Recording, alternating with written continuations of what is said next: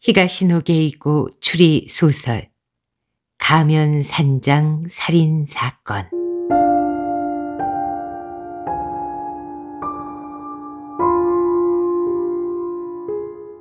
제1막 무대 2편. 그럼 게이코 씨는 어떤 가능성을 생각하고 있는 거죠? 사람들을 대표하는 심정으로 다카유키가 물었다. 도모미의 죽음에 대해서는 그 자신도 몇 가지 의문을 품고 있었다. 단순한 사고라고는 생각되지 않았다. 전 도모미가 누군가한테 살해당했다고 생각해요. 게이코는 긴장한 얼굴로 단숨에 핵심을 찔렀다. 그녀의 기백에 압도당한 듯 모두가 일순 침묵했다. 끝내 이 말이 나왔군 하는 분위기였다. 모두가 마음에 품고는 있었지만 지금까지 아무도 입 밖에 낸 적 없는 말이었던 것이다. 살해당했다고? 맨 먼저 입을 연 사람은 도시아키였다. 대체 무슨 근거로 그렇게 단언할 수 있지? 그야 여러 가지죠. 게이코의 목소리는 상당히 자신감에 차 있었다. 동기에 대해서는 저도 아직 확실하게 알지 못해요. 하지만 도모미가 누군가한테 살해당한 것만큼은 틀림없다고 생각해요. 하지만 유키에가 무거워진 분위기를 어떻게든 해보려는 듯 입을 열었다. 사고에 대해서는 경찰도 여러 가지로 조사하지 않았나요? 그 결과 사고로밖에 생각할 수 없다고 결론 내린 거고요. 경찰에서 뭘 어디까지 조사했는지도 의문이에요. 그 사람들이 일을 얼마나 대충대충 해치우는지 아는 사람 통해 들은 적이 있거든요. 아니지. 그건 지나친 생각이야. 어떻게든 이 화제를 피해보려고 했던 노부이코가 이쪽을 향해 돌아앉으며 말했다. 얘기가 이렇게까지 진전됐으니 어쩔 수 없다고 생각한 모양이다. 그 사고는 우리한테도 상당한 충격이었어. 의심할 수 있는 걸 다 의심해봤지.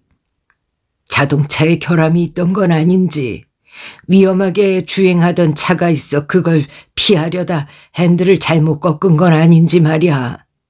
하지만 그럴 가능성은 없는 걸로 판명이 됐네. 게이코는 전혀 수긍하지 않는 표정이었다. 아버님, 저는요 도모미가 살해당했다고 말씀드리는 거예요. 자동차 결함하고는 아무 관계 없다고요. 내 말을 좀 들어봐. 자동차에 결함이 없었다는 건 손댄 흔적, 그러니까 뭔가 이상한 장치를 한 흔적도 없었다는 뜻이다. 또 목격자가 있었으니까 옆차가 위험한 짓을 하지 않았다는 것도 분명하고, 목격자는 도모미의 차가 속력을 늦추지 않은 채 그대로 가드레일을 들이받았다고 했어. 그 증언을 뒷받침하듯이 현장에는 브레이크 자국이 없었고 말이야. 그래서 경찰은 졸음운전일 거라고, 그 가능성밖에 생각할 수 없다고. 아스코가 앞치마 끝을 두 손으로 부여잡았다. 그 무렵에 그녀가 몹시 피곤했거든요. 다카유키는 사고가 자기 탓이라는 것을 재확인하듯 말했다. 커브가 이어지는 산길을 달리는데 아무리 피곤하다고 해도 졸았을 리는 없죠. 오히려 긴장하지 않았을까요? 그거야 모르지. 도시아키가 말을 받았다. 왜 계속 긴장하다 보면은 신경이 지칠 수도 있잖아. 나도 러시아어에 운전하다가 나도 모르게 졸았던 적이 있다고. 도모미가 첫 번째 사고 일으킨 후로 얼마나 조심했는지 모르시는 건가요? 게이코가 발끈한 목소리로 물었다. 사고는 정말 싫다. 앞으로는 절대 차를 타지 않겠다. 그렇게까지 말했다고요. 대개는 아무리 반성해도 그 마음이 얼마 못 가지만 도모미는 달랐어요. 그건 여기 있는 여러분이 더 잘 아시잖아요. 그래, 알지. 내가 제일 잘 알지. 아스코가 말했다. 그런데도 차를 타게 된 건 꼭 필요해서였어. 운전을 하지 않으면 다카유키 씨에게 폐를 끼치게 된다고 말이지. 그래도 속으로는 무척 겁이 났을 거야. 그녀의 말은 모두가 아니라 다카유키 한 사람을 향한 듯했다. 도모미가 예전과 다르게 조심조심 운전을 했다는 건 나도 잘 알아. 몇 번 도모미 차를 탄 적이 있으니까. 하지만 상황은 명백한 졸음운전이었다는 사실을 보여주고 있어. 그건 어떻게 설명할 텐가, 게이코? 수면제죠. 뭐라고? 수면제요. 누군가 도모미한테 수면제를 먹인 게 틀림없어요. 어떻게 먹였다는 거지? 도모미가 복용하는 약에 섞든지 바꿔놓으면 되죠? 간단해요.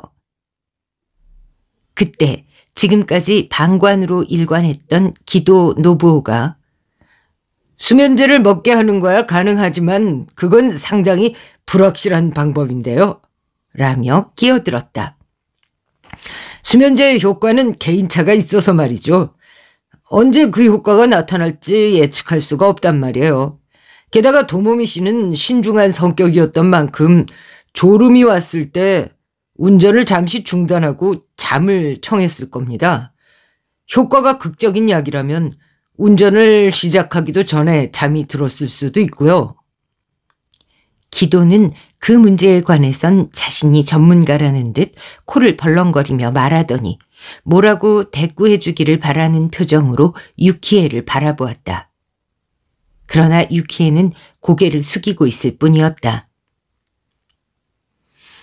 지금 기도 씨가 한 말에 대해서는 어떻게 생각합니까? 다카유키가 게이코에게 물었다.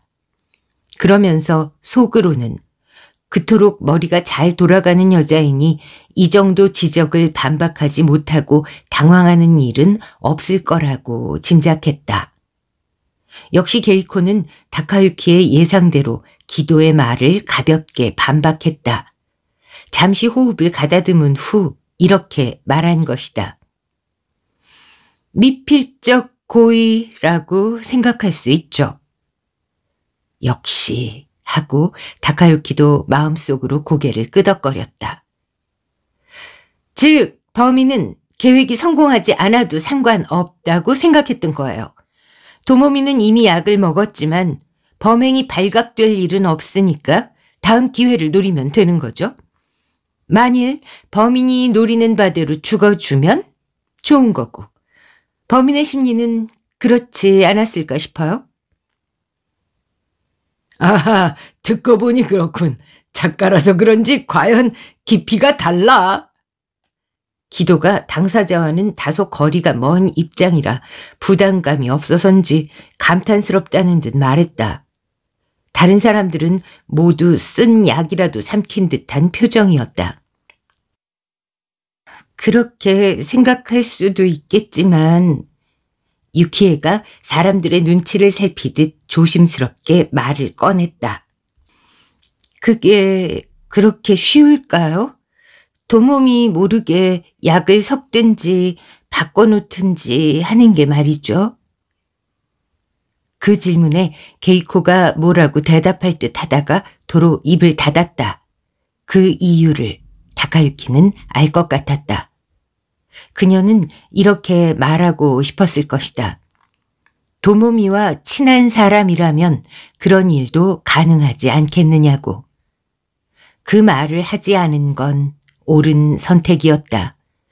이 자리에 모인 사람들 모두가 거기에 해당되므로. 자, 그만들 하지. 게이코의 침묵을 계기로 노부이코가 선언하듯 말했다. 그리 유쾌한 얘기도 아닌데 말이야. 도모미가 죽었다는 사실을 지금도 믿을 수 없지만 누가 그 아이한테 살의를 품었다는 건 더 믿기 어려운 얘기야.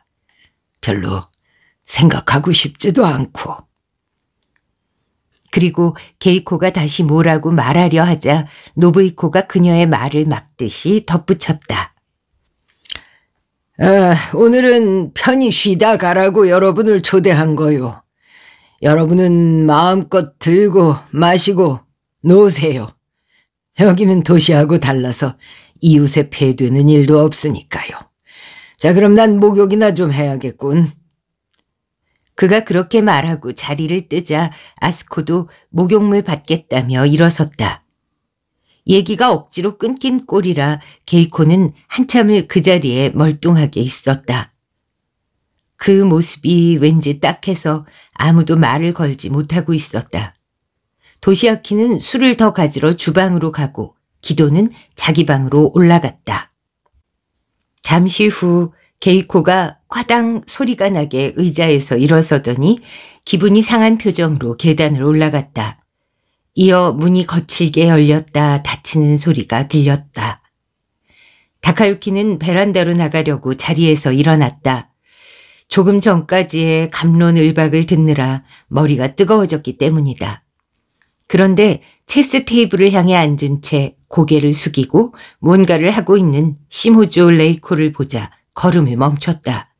그녀는 시스템 노트에 뭔가를 열심히 적고 있었다. 여기까지 와서도 일입니까? 다카유키가 묻자 레이코가 얼굴을 들고서 장난을 치다 들킨 어린애 같은 표정을 지으며 노트를 덮었다. 일이랄 것까지는 없어요. 하지만 사장님이 늘 그렇게 하라고 하시니까 버릇이 돼서. 버릇이요? 대화를 메모하는 거요. 이런저런 사람들하고 만날 때마다 오간 대화 내용을 최대한 자세하게 기록하라고 하셨거든요. 녹음을 했다가 다시 들으면서 적으려면 시간이 더 오래 걸리니까요. 그럼 아까 우리가 나눴던 대화도 전부 메모한 겁니까? 다카유키는 놀라서 눈을 껌뻑거렸다. 그러니까 버릇이라는 거죠. 무의식적으로 손이 움직이고 마니까요. 시모조 레이코는 쓴 웃음을 지었다. 그때 도시아키가 스카치 위스키가 담긴 잔을 한 손에 들고 다가왔다. 바람직한 버릇이군. 하지만 아까 나눈 얘기까지 기록했다고 하니까 왠지 좀 찜찜하네. 모리사키 가문으로서는 별로 체면이 서지 않는 일이니까 말이야. 그래도 상당히 흥미로운 대화였어요. 도모미 아가씨가 얼마나 많은 사랑을 받았는지도 잘 알겠고요.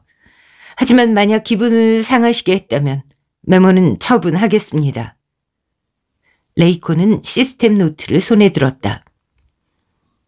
뭐 굳이 그럴 것까지 없지. 나중엔 또 기념이 될지도 모르잖아. 게다가 언젠가 아버지가 그때 대화 내용이 뭐였느냐고 레이코 씨한테 물어볼지도 모르고 말이야. 아무튼 체스나 마저 두자고. 내가 자네의 퀸을 잡고 중단이 됐던가? 그러면서 도시아키는 체스 테이블 건너에 다시 앉았다. 아니죠. 제가 도시아키 씨 나이트를 잡고 체크를 부르는 데서부터 다시 시작이죠. 시모조 레이코는 그의 농담을 태연히 받아넘겼다. 다카유키는 레이코가 눈에 잘 띄지는 않아도 좀 별난 구석이 있는 여자라는 인상을 받았다.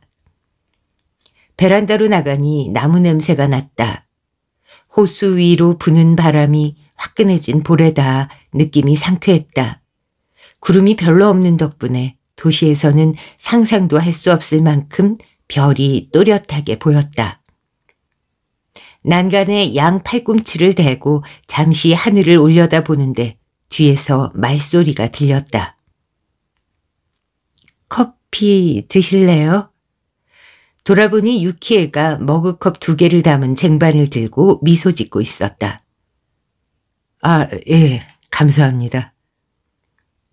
저도 여기서 마셔도 될까요? 아, 그럼요. 다카유키와 유키에는 호수를 향해 나란히 앉았다. 원래대로라면 도모미 언니가 여기 앉아 있어야 하는데. 유키에는 눈을 살짝 치켜뜨고 다카유키를 보았다. 다카유키가 움찔 놀라자 그녀가 입에 손을 대고 미안해요, 공연한 소리를 해서라며 당황한 표정을 지었다. 그 볼에서 목덜미로 이어지는 피부가 소녀처럼 곱다. 게다가 눈이 커서 프랑스 인형처럼 사랑스러웠다. 아, 신경 쓰지 않으셔도 됩니다. 이제 괜찮아요. 다카유키가 그녀를 위로하듯 말했다. 집은 어떻게 하셨나요? 그럭저럭 정리가 됐습니다. 가구하고 가전제품은 결국 모리사키 씨 댁으로 전부 돌려보냈죠. 도모미 부모님께선 그대로 사용하라고 하셨지만 그러고 싶지 않아서요. 그렇겠죠. 도모미가 죽기 얼마 전에 이사가 끝나 다카유키의 집에 새 가구와 가전제품이 들어와 있었다. 도모미의 혼수품이었다. 집 역시 결혼이 결정된 후에 얻은 것이었다. 도모미의 부모님은 돈을 보태줄 테니 이 기회에 아파트를 사면 어떻겠느냐고 했지만 다카유키로서는 그렇게까지 신세지고 싶질 않았다. 도모미의 짐을 돌려보낸 탓에 지금은 횡댕그렁한 집에 다카유키 혼자 살고 있다. 아까 하던 얘기 말인데요. 유키에가 머그컵에 찍혀있는 문양을 손가락으로 더듬으면서 머문머문 말을 꺼냈다. 게이코 씨가 갑자기 그런 말을 꺼내서 좀 놀랐어요. 전 지금까지 그런 식으로는 한 번도 생각해 본 적이 없었거든요. 그런 식이라는 게 도모미가 살해됐을지도 모른다는 거 얘기하는 겁니까? 네. 다카유키는 고개를 끄덕였다. 보통은 그렇겠죠. 그렇게 생각하고 싶지도 않고. 보통이라면 유키에가 그의 말꼬리를 잡았다. 다카유키 씨도 게이코 씨하고 같은 생각이라는 건가요? 게이코 씨만큼은 아니지만요. 저도 어느 정도는. 그렇게 말하고 다카유키는 커피를 마셨다. 바람에 몸이 서늘해져 따끈한 커피가 아주 맛있게 느껴졌다. 사람은 남 얘기에는 냉정할 수 있지만 자기하고 밀접한 관련이 있는 일에 대해서는 이성적으로 대응하기가 쉽지 않죠. 도모미가 교통사고라는 흔한 이유로 죽었다는 사실을 인정하고 싶지 않은 마음도 있고 말입니다. 아마 게이코 씨도 그런 심정 아닐까요? 유키에는 양손으로 쥔 자신의 머그컵을 내려다보았다. 하지만 누군가 도모미 언니를 죽이려 했다는 건 도무지 믿어지지 않아요. 게이코 씨는 동기에 대해선 분명하게 말하지 않았는데 다카유키 씨는 혹시 짐작하는 게 있나요? 아니요. 저 역시 전혀. 만약, 이건 정말 만약인데요. 게이코 씨 말처럼 누군가가 도모미 언니의 죽음을 바라해서 어떤 수를 썼다면 다카유키 씨는 그 누군가를 당연히 원망하겠죠? 유키에는 진지한 눈길로 다카유키를 바라보았다. 대답하기에 앞서 다카유키는 왜 그녀가 그런 질문을 하는지 생각해 보았지만 이렇다 할 이유가 떠오르질 않았다. 물론 그렇죠. 도모미의 죽음이 누군가 의도한 거라면요. 하지만 그런 일은 아마 없을 겁니다. 그렇게 의도된 장치는 없었었다고 저는 믿고 싶어요. 그렇죠? 저도 그래요. 유키에는 진지하게 물었던 게 겸연쩍은 듯 살짝 미소를 지었다. 제가 일기를 쓰거든요. 여기에도 가져왔는데 오늘 밤 일을 어떻게 쓰면 좋을지 난감할 것 같네요. 있는 그대로 쓰면 되지 않을까요? 다카유키가 그렇게 말하자 그녀도 고개를 끄덕였다. 네, 그래야겠죠. 도모미 얘기는 이제 그만하고 유키에 씨 얘기를 좀 해보죠. 좋은 남자를 찾았나요? 유키에는 말없이 조금 전과는 다른 종류의 미소를 머금었다. 기도 씨하고 꽤 친해 보이던데. 그는 아까부터 조금 마음에 걸렸던 얘기를 꺼내보았다. 유키에의 표정에 뭐라 말할 수 없는 우울한 빛이 어렸다. 전에 아버지들끼리 술자리에서 그 사람 상대로 제가 어떻겠느냐 이런 얘기가 있었나 봐요. 우리 아버지는 농담으로 한 얘기라고 하시는데 그쪽은 그렇지가 않았는지 그 후부터 기도 씨가 같이 영화를 보러 가자는 둥 식사를 하자는 둥 그런 일이 종종 있어요. 전 늘 시간이 안 된다고 피하고 있지만요. 옆에서 보기에는 기도 씨가 유키에 씨한테 홀딱 반한 것 같던데요. 그러자 유키에는 테이블에 팔꿈치를 대고 고개를 약간 기울였다. 근본적으로 받아들일 수 없는 뭔가가 있다고 할까. 연애나 결혼 상대로 생각하기 어려운 사람이에요. 요컨대 생리적으로 받아들일 수 없는 타입이다. 그렇게 말하고 싶은 것이리라. 하지만 그렇게 노골적으로 말하는 건 결례라고 여기는 것 같았다. 그렇게 본인 생각이 확실하다면 분명하게 말하는 편이 좋지 않을까요? 유키에 씨를 보는 그 사람 눈이 마치 자기만의 보물을 바라보는 듯 하더라고요. 그러려고 하긴 하는데 또 여러 가지로 친절하게 대해주니까 좀처럼 입이 안 떨어지네요. 게다가 정식으로 프로포즈를 받거나 한 것도 아니거든요. 기도로서는 이미 약혼한 기분일 테니까 그럴 필요를 느끼지 못했는지도 모른다. 그렇게 생각하자 왠지 답답했지만 다카유키는 굳이 그 말을 하지는 않았다. 다카유키가 커피를 다 마셨을 때 뒤에서 유리문 열리는 소리가 났다. 몸을 틀어 돌아보니 양반은 못 되는지 기도 노부오가 의심스럽다는 표정으로 서 있었다. 샤워를 했는지 잠옷바람에 머리 위에서 김이 모락모락 오르고 있었다. 그것이 다카유키에게는 질투 때문에 머리가 뜨거워져서 나는 김처럼 보였다. 그는 다카유키와 유키에를 번갈아 보더니 비난조로 물었다. 뭘 하고 있었습니까? 도모미 언니 얘기를 하고 있었어요. 그렇죠? 유키에가 동의를 구하자 다카유키는 고개를 끄덕였다. 그러나 기도는 다카유키 따위는 안중에도 없었다. 내가 자리에서 일어나기 전에 나중에 방으로 와달라고 했는데 못 들었습니까? 계속 기다리고 있었는데. 웬일로 얌전히 2층으로 올라가나 했더니 그런 거였구나 싶었다. 그러고서 그는 유키에가 오기 전에 서둘러 샤워를 했던 것이다.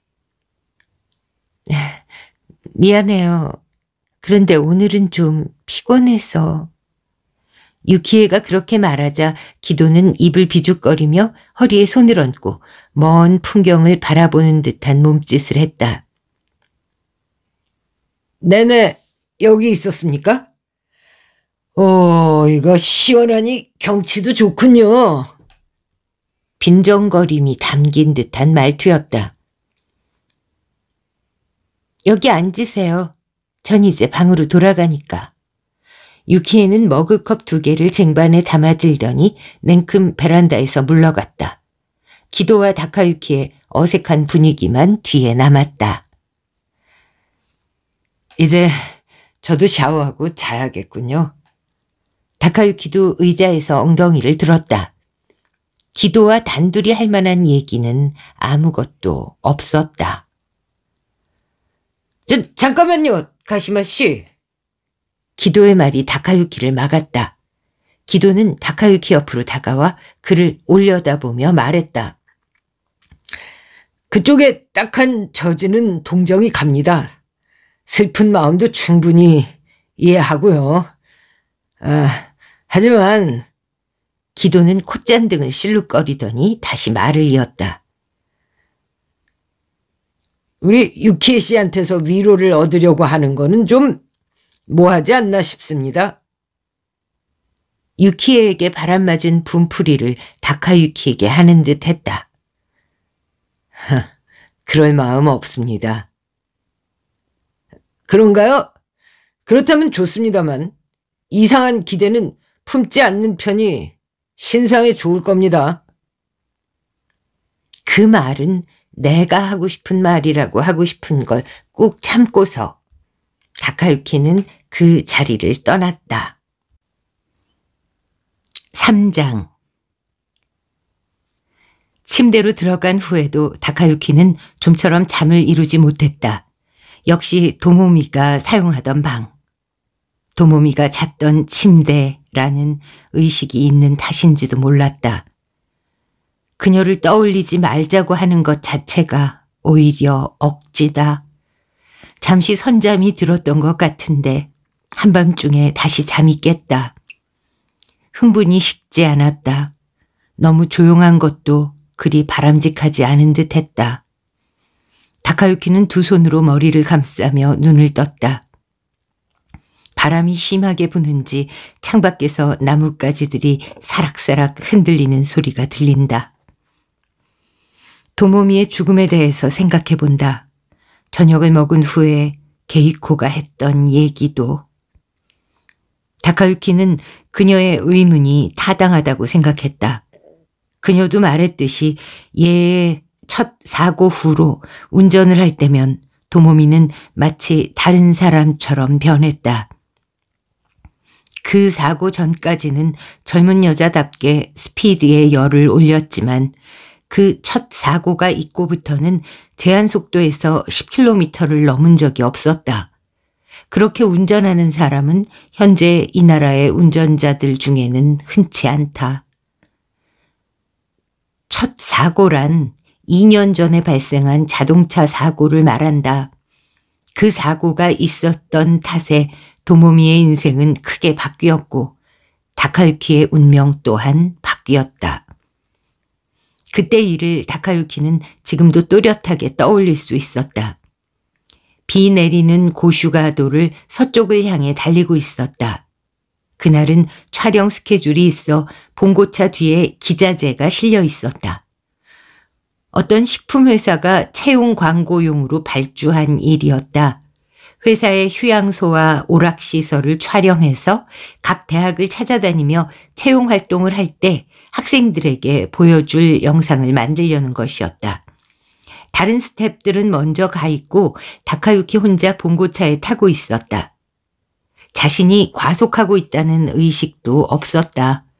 충격에 약한 기자재가 있어서 평소보다 신중하게 운전했을 정도니까.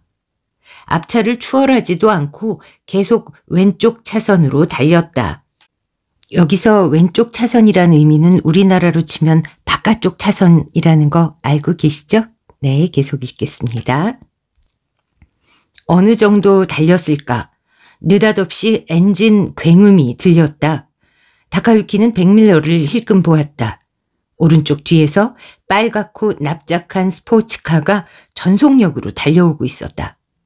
마침 그때 다카유키의 차에서 20m 정도 앞에 있던 차가 오른쪽 깜빡이를 켜고서 오른쪽 차선으로 옮겨갔다. 그리고 깜빡이를 켠 채 속력을 늦추더니 도로 위에서 그대로 정지했다. 우회전할 기회를 엿보고 있는 것이었다.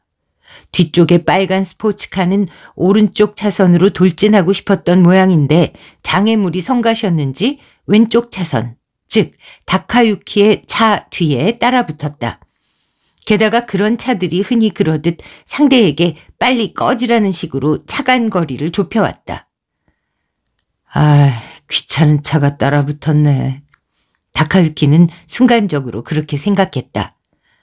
그런데 그가 우회전을 기다리는 차 옆을 지나가려 할 때였다. 보도에서 무언가가 굴러왔다. 조그만 축구공이었다. 그런데 그게 공이라는 사실을 인식하기 전에 다카유키는 이미 브레이크를 밟아버렸다. 타이어는 비명을 질렀다. 차체가 미처 멈추지 못하고 앞으로 미끄러지면서 뒤에 실린 기자재들이 와르르 무너져 내렸다.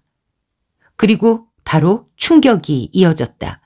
무언가에 쿵 들이받친 것이다. 다카유키는 뒤에서 달려오던 빨간 차가 자신의 차를 받았다는 것을 이내 알아챘다.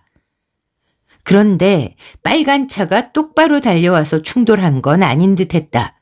운전자가 핸들을 꺾어 왼쪽으로 피하려 했던 듯 다카유키의 차 왼쪽 뒤에 접촉한 후에도 그 차는 속력을 줄이지 못하고 보도 위에 설치된 전화 부스를 들이받고 말았다. 다카유키는 잠시 숨이 막혀 움직일 수가 없었다. 가까스로 정신을 차리고 문을 연 뒤 천천히 밖으로 나갔다. 괜찮아요. 옆으로 지나가던 차의 운전자가 소리를 질렀다. 그는 괜찮다는 걸 보여주기 위해 가볍게 손을 들었다. 빨간 차는 전화부스를 들이받은 후 다시 전신주에 부딪혀 앞쪽 4분의 1 정도가 짜부라져 있었다. 앞 유리창도 전화부스도 다 박살이 나서 사방에는 크고 작은 유리 조각이 흩어져 있었다. 차는 핸들이 왼쪽에 붙어있는 외제차였고 타고 있는 사람은 운전자 1명뿐이었다. 핸들을 꽉 잡은 두 손 사이에 파묻듯이 머리를 숙이고 있었다. 긴 머리카락으로 봐서 여자인 듯했다. 누가 신고했는지 얼마 있자 구조대가 출동했다. 구조대는 상당히 오래 걸려서 찌그러진 차체 안에 그녀를 끌어냈다. 의식이 없는 것 같진 않았지만 그녀는 들것에 실려갈 때 몸을 꼼짝하지 않았다. 다카유키 역시 구조대의 지시를 따라 구급차에 올라탔다. 병원에서 일단 검사를 받은 후 각처로 연락을 하고 있는데 사고를 낸 여자의 부모인 듯한 사람들이 나타났다. 아버지가 모리사키 제약회사의 사장이라는 건 나중에 교통과 경찰이 알려주었다. 사고에 대해서 다카유키도 참고인으로 조사를 받았지만 그에게 아무 잘못이 없다는 것은 경찰도 이미 알고 있는 듯했다. 오히려 추돌을 당했으니 피해자 입장이었다. 모리사키 측에서 파견한 변호사는 다카유키가 입은 손실을 무조건 배상하겠다는 쪽으로 얘기를 끌고 갔다. 하지만 그가 입은 피해는 별것 없었다. 눈에 띄는 손실이래야 그날 촬영을 하지 못해 고객이 발주를 취소한 정도였다. 얘기가 그 정도로 마무리된 후 다카유키는 사고를 낸 여자를 면회하러 갔다. 책임 소재와는 상관없이 한번 면회를 가보는 게 어떻겠느냐고 담당 경찰이 일러주었기 때문이다. 그러면서 그 경찰은 요즘은 자기 잘못이 명백한데도 면회조차 가지 않는 사람이 대부분이라면서 한탄을 했다. 다카유키는 나름 성의를 발휘해 꽃다발까지 사들고 그녀의 병실을 찾아갔다. 당연히 면회는 이번 한 번으로 끝낼 생각이었다. 심호흡을 하고서 문을 노크했다. 문 옆에 모리사키 도모미라고 적힌 팻말이 걸려 있었다. 잠시 기다렸는데 반응이 없었다. 잠들었는지도 모르겠다는 생각에 꽃다발을 간호사에게 맡기고 갈까 생각했다. 그러면 얼굴을 마주하지 않아도 되고 면회를 다녀왔다는 체면도 설 테니까. 다카유키가 돌아서려는 순간 병실 안에서 뭔가 툭 떨어지는 소리가 난 것 같았다. 그녀가 잠이 깼나 싶어서 다시 한번 노크를 해보았지만 여전히 반응이 없었다. 다카유키는 손잡이를 잡고서 상대가 놀라지 않도록 조심조심 문을 당겨보았다. 소리가 왠지 마음에 걸렸고 상대가 지금 어떤 상태인지도 확인하고 싶어서였다. 문을 20cm 정도 열자 창가에 있는 침대가 보였다. 그 순간 그의 눈이 휘둥그레졌다. 침대 위가 피로 뻘겋게 물들어 있었기 때문이다. 안으로 후다닥 뛰어들어가 보니 침대에 누운 여자는 얼굴에 핏기 없이 축 늘어져 있고 담요 밖으로 나와 있는 왼쪽 손목에는 칼자국이 나 있었다. 그리고 거기서 엄청난 양의 피가 흘러나오고 있었다. 침대 밑엔 과일 칼이 떨어져 있었고 병실에서 뛰쳐나온 다카유키는 간호사를 찾아 이리저리 뛰어다녔다. 그의 재빠른 행동 덕분에 도모미는 목숨을 건졌다. 10분만 늦었어도 위험한 상태였다고 했다. 응급처치를 받은 도모미가 잠들어 있는 동안 다카유키는 병원 밖에서 그녀의 부모를 만났다.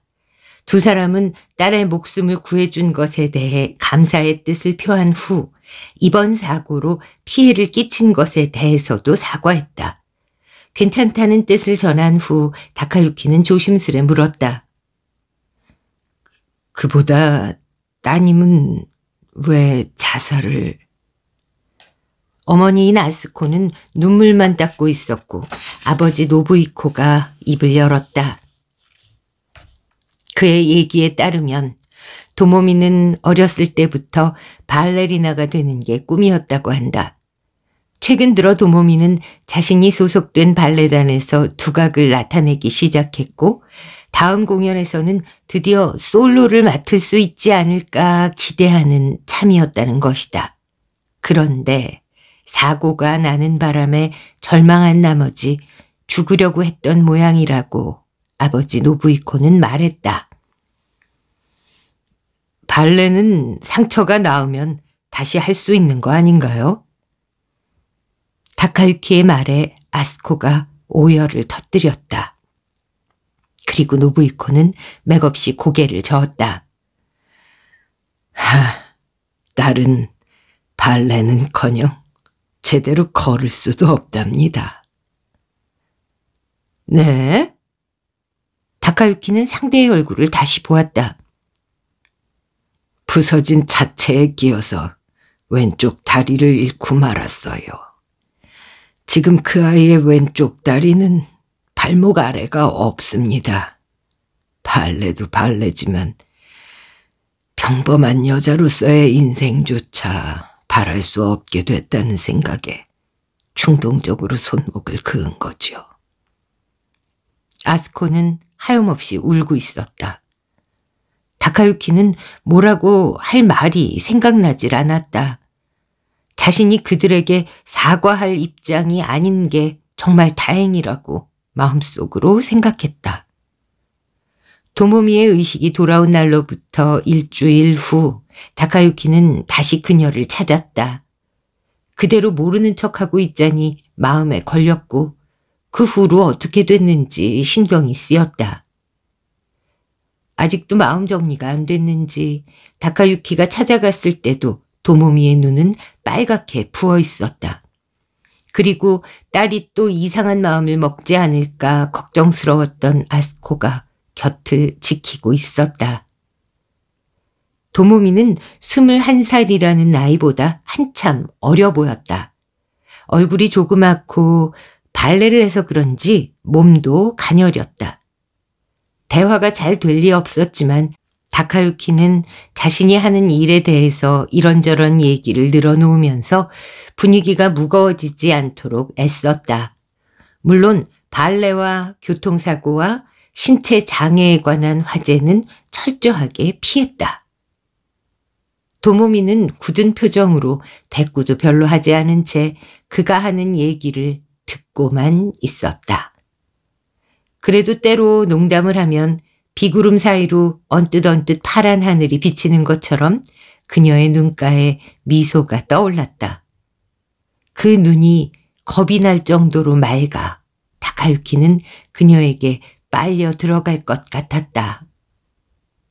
그날 병원을 뒤로 했을 때 다카유키는 이제 2번 다시 그녀를 만나는 일이 없을 거라고 생각했다.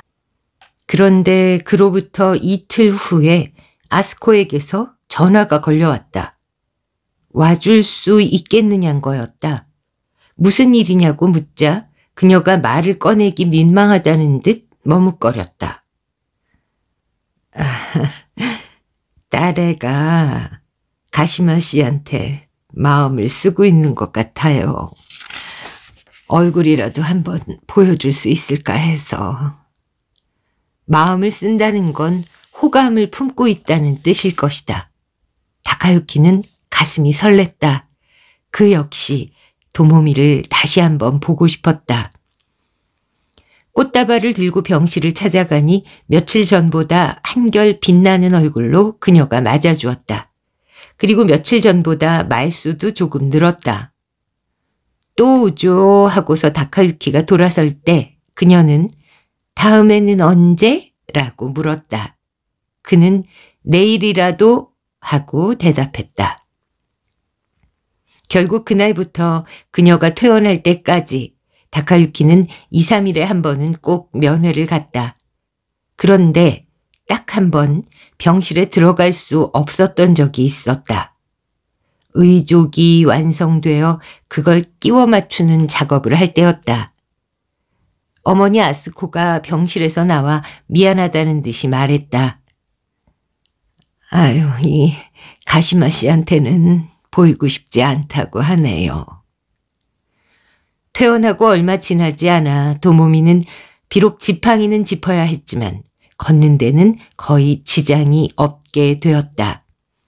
정교한 의족과 재활치료 덕분이었지만 발레로 다져진 강인한 몸이기에 가능한 일이기도 했다. 재활치료센터에는 매일 다녀야 했다. 주말에는 다카유키가 데리고 갔다. 그녀가 치료사에게 1대1로 치료를 받는 동안 다카유키는 가만히 그녀를 지켜보면서 기다렸다. 담당 여의사가 모리사키 씨가 의욕이 대단하네요 라고 말했을 때 도모미는 얼굴을 살짝 붉혔다. 다카유키는 그녀가 열심히 훈련하는 모습이 아름답다고 생각했다. 남녀 불문하고 이런 표정을 보여주는 사람을 지금까지 만난 적이 없었다. 사람들은 대부분 고통을 견뎌가면서까지 무언가를 성취하려고 하지 않는다. 힘든 상황에 처하면 우선 책임을 전가하고 그 다음에는 포기를 하든지 무기력해질 뿐이다. 그리곤 비극의 주인공인 양 한다. 도모미의 힘이 되어주고 싶다. 그녀가 입술을 깨물고 도전하는 모습을 볼 때마다 다카유키는 그렇게 생각했다. 가시마 씨는 누구한테나 이렇게 친절해요? 센터에서 돌아오는 길 차 속에서 그녀가 물었다. 머뭇거리는 말투로 보아 그녀로서는 용기를 내어 던진 질문이라는 걸 알 수 있었다. 기본적으로 사람을 친절하게 대하고 싶은 마음은 있죠. 하지만 내가 이러는 건 그런 마음 때문은 아니에요. 무슨 뜻이에요? 다카유키는 차를 도로 옆에 세우고 앞을 바라본 채 말했다. 즐겁기 때문이죠. 도모미 씨와 함께 있고 싶다. 그런 뜻입니다. 그녀는 다소 놀란 듯했다. 이런 고백을 기대는 했지만 실제로 들을 수 있으리라고는 생각지 못했던 것이다. 다카유키로서도 한껏 용기를 쥐어 짜낸 것이라 온몸이 뜨거워졌다. 제 다리가 이런데 괜찮아요? 도모미의 물음에 다카유키는 그녀의 얼굴을 바라보며 뭔가 말을 하려다 그만 웃음을 터뜨리고 말았다. 왜 웃어요? 그녀가 의아하다는 표정을 지으며 물었다. 내가 이렇게 말하려고 했거든요. 나야말로 코가 이렇게 생겼는데 괜찮겠느냐고. 근데 너무 오그라드는 말이라 진지한 얼굴로는 얘기할 수가 없어서. 도모미는 눈물을 글썽거리며 다카유키의 팔에 얼굴을 묻었다.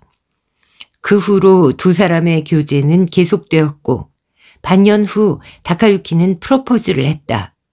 도모미의 부모님도 결혼을 승낙했다. 노부히코는 그의 손을 잡고서 고맙네라고 말했다. 도모미의 나이가 아직 어리다는 이유로 일단 약혼식을 먼저 치렀다. 도모미가 22살이 되면 결혼식 준비를 시작한다는 약속이 암암리에 정해졌다.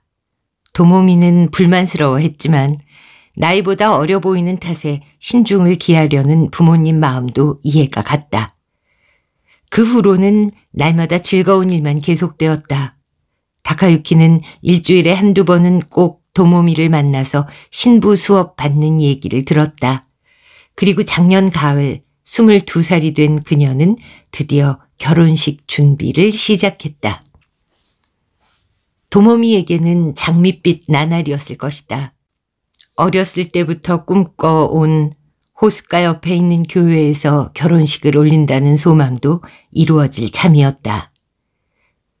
도모미가 운전을 다시 시작한 건 다리가 불편한 그녀가 기동력을 발휘하려면 차를 사용하지 않을 수 없어서였다. 대신 그녀는 놀라우리만큼 조심스럽게 운전했다.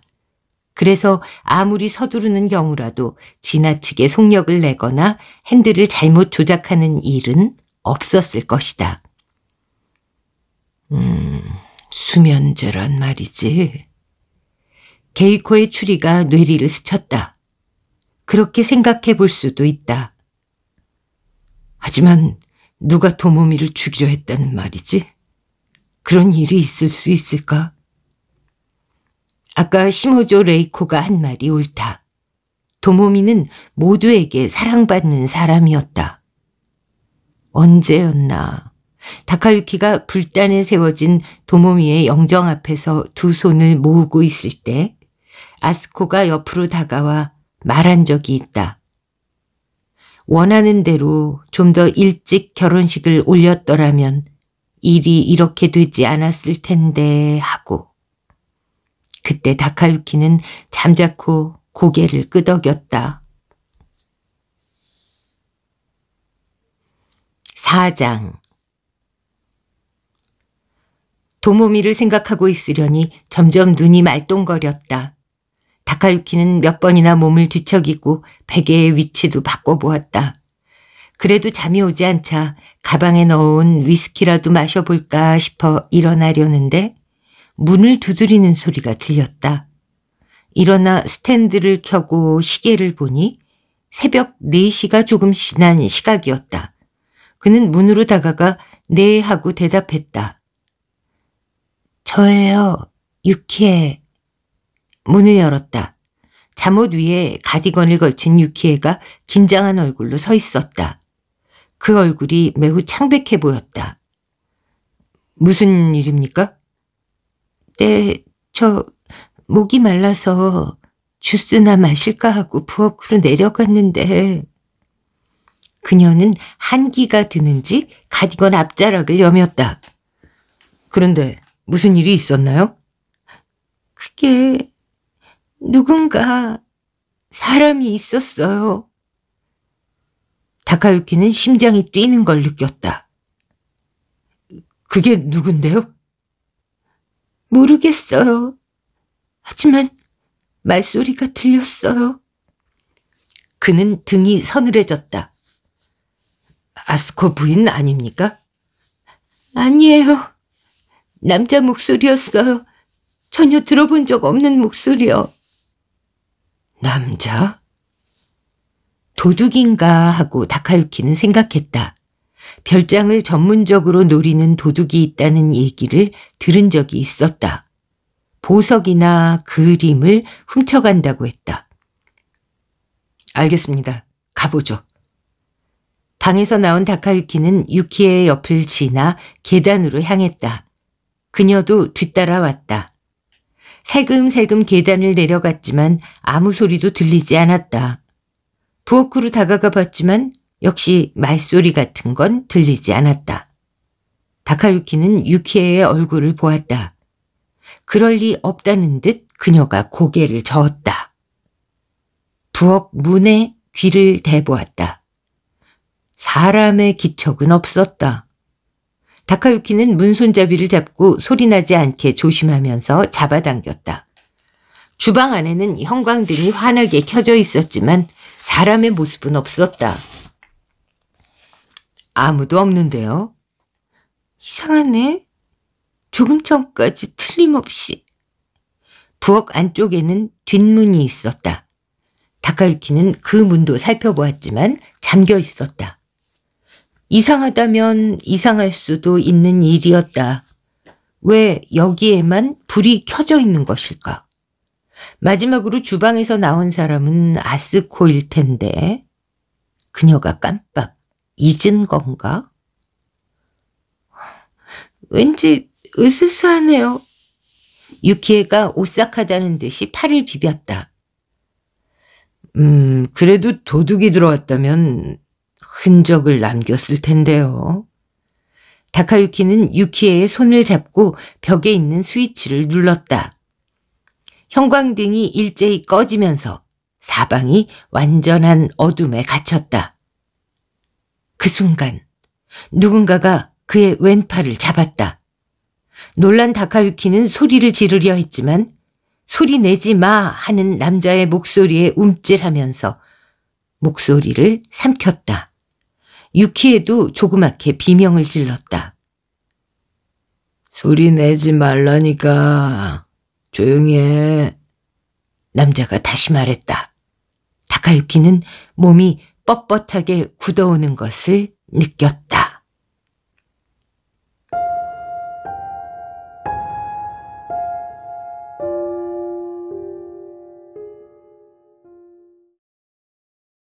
네, 여기까지가 히가시노 게이고의 가면산장 살인사건의 1막 무대였습니다.